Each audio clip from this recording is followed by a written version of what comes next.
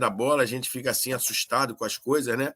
Mas também tem ali uma ideia do Felipe, a gente não pode também só jogar nisso, os caras estavam empolgados, motivados, tem uma ideia do Felipe, e a gente sabia, né, que o Tite, do jeito que estava, a sua postura mostrava isso, a postura dele mais para baixo leva os jogadores também a isso, a ter um nível mais baixo, a não se entregar tanto, enfim, é uma junção de coisas, né? A troca de um treinador, um cara que estava ali com eles, que conhece bem o grupo, aquele que a gente conversou, né, que ele já sabia ali e dá os recados, né, internamente, chama um, chama outro. Um Flamengo totalmente diferente.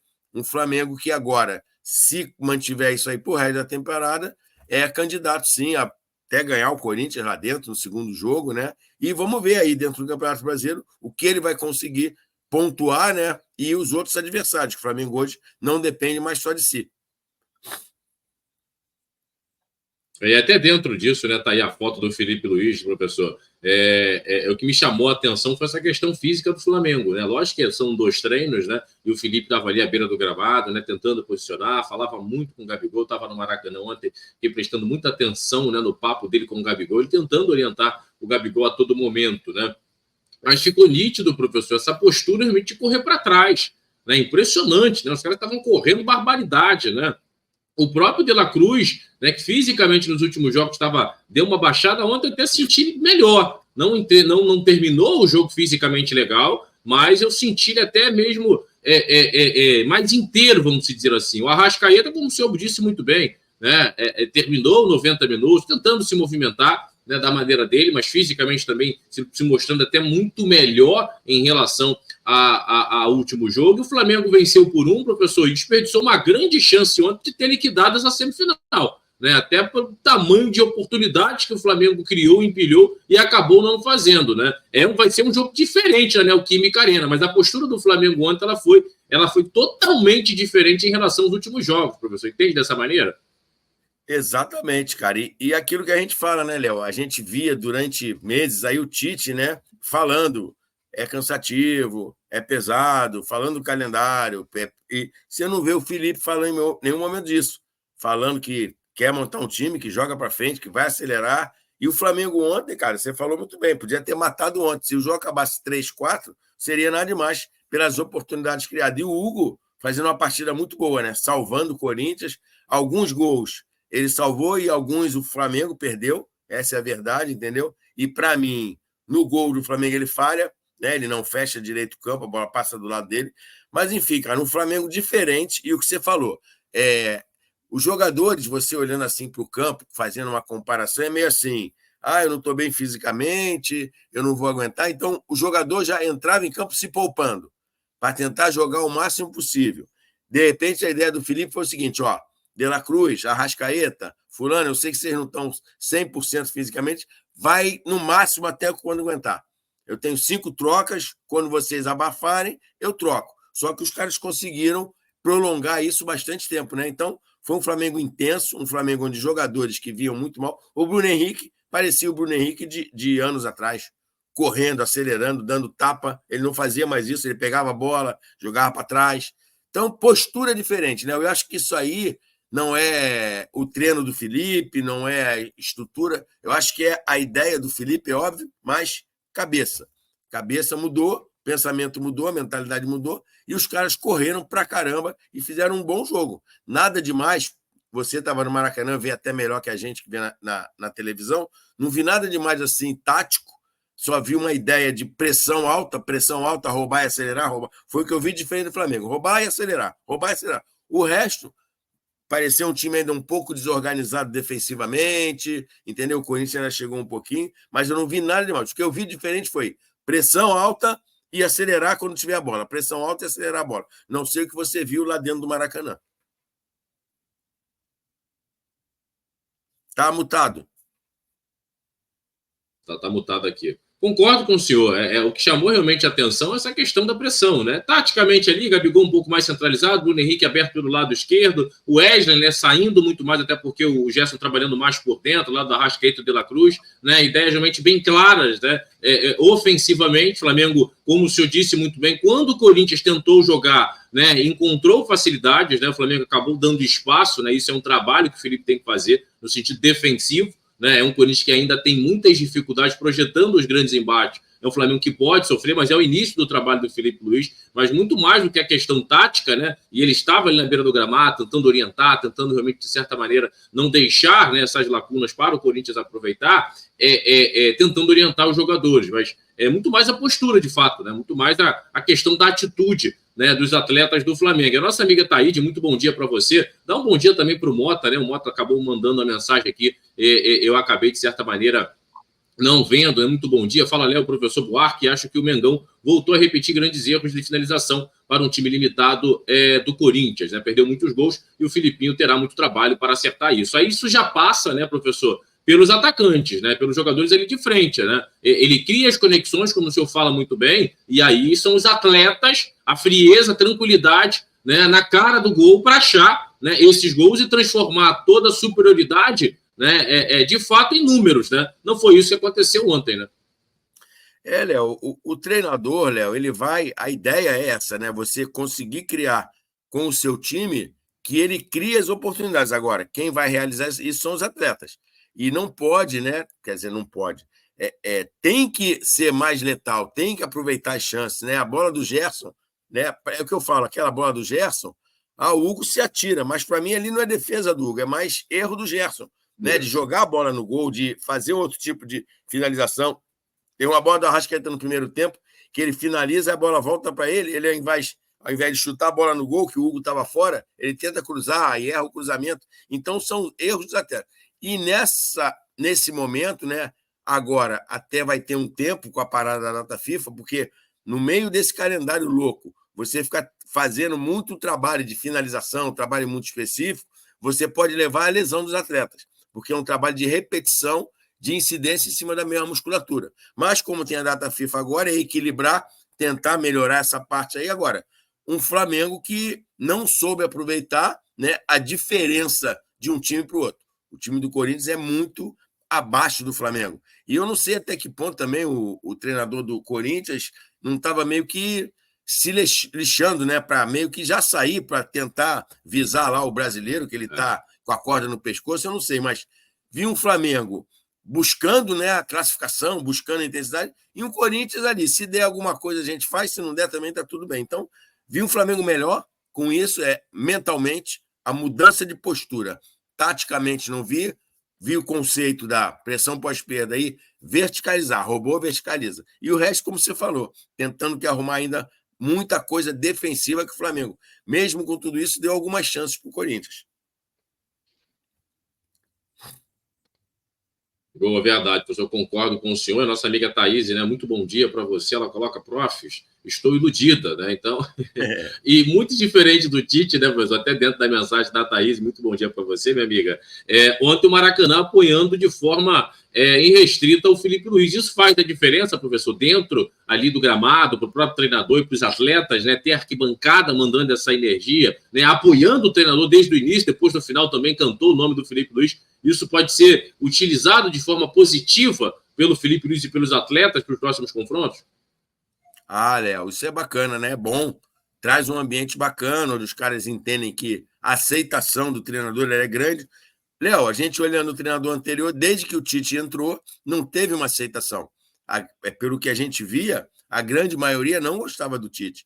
Então era sempre aquele, ganhou, mas jogou para trás, ganhou, mas não foi intenso. Então tem uma aceitação que cria um ambiente bom para a direção, para os jogadores, para o próprio Felipe, né, que está iniciando ali. Mas é esperar. É bom, você vai trabalhar, vai ter calma. Agora, já tem um jogo chato, né? Sai agora para pegar o Bahia, né? Vai ser um jogo bacana para a gente acompanhar aí e ver realmente mais um passo, o que o Felipe, junto com esses atletas, vão propor e vão fazer. O Felipe fala que vai jogar sempre ofensivo, vai jogar para frente. Vamos ver como ele vai enfrentar o Bahia dentro da Fonte Nova. Boa, verdade. É um desafio muito grande, né, professor? É um jogo onde o Flamengo vai ter que ter uma postura diferente. A gente vai falar já daqui a pouco. Tem assunto aqui Bahia, tá? Tem Bahia, tem Vasco, tem Botafogo também aqui na nossa pauta. Enfim, um pouco mais, né? Que a nossa audiência é rotativa, então fiquem à vontade aí para mandar as suas mensagens, né? E, professor, queria que você falasse sobre um jogador, né? E o que você achou ontem do Gabigol, professor? Fez um gol ali, estava pedido, para muitos também não estava, enfim. Gostou da atuação, te surpreendeu, professor, a entrada do Gabigol como titular, já no primeiro jogo do Filipe Luís? Léo, surpreendeu porque, pelo que eu entendi, né, que eu estava escutando ali em alguns comentários, não sei se era, que o Plata iria jogar, mas parece que a parte da fisiologia e da parte médica falou que ele estava com desgaste e tal, e meio que o Gabriel entrou meio em cima da hora, assim, né, dentro do processo lá. Ô, Léo, um Gabriel diferente, não é o mesmo Gabriel tentando, correndo um pouquinho mais, tentando se movimentar um pouquinho mais. Tu sabe muito bem, né? Quando você cria um tempo onde você não performa, você não pega de uma hora para outra, hoje eu vou jogar, hoje eu vou fazer, é difícil. Mas um Gabriel diferente, tentando um pouquinho mais, correndo um pouquinho mais, e até o perfil do jogo.